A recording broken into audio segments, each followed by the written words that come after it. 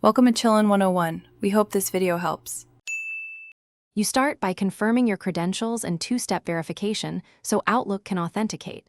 Next, open Outlook 365, desktop or web, and go straight to Account Settings to view connection status.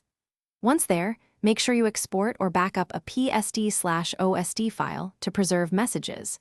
This prevents data loss if you recreate the profile.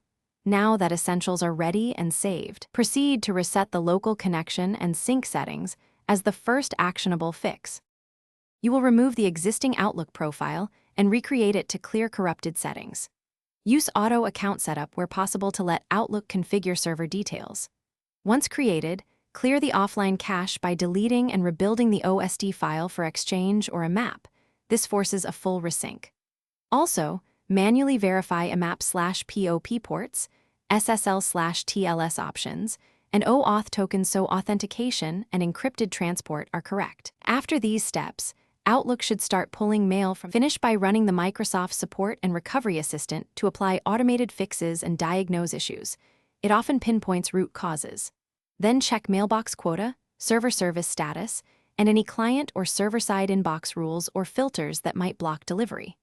Finally, test using Outlook Web Access and another device to determine whether the problem is local. If mail still doesn't arrive, verify DNS/MX records and contact your admin. If everything fails, that one troubleshooting tip: recreate the mailbox in Exchange or contact IT for server-side repair. Thanks for watching. Consider subscribing if we helped you.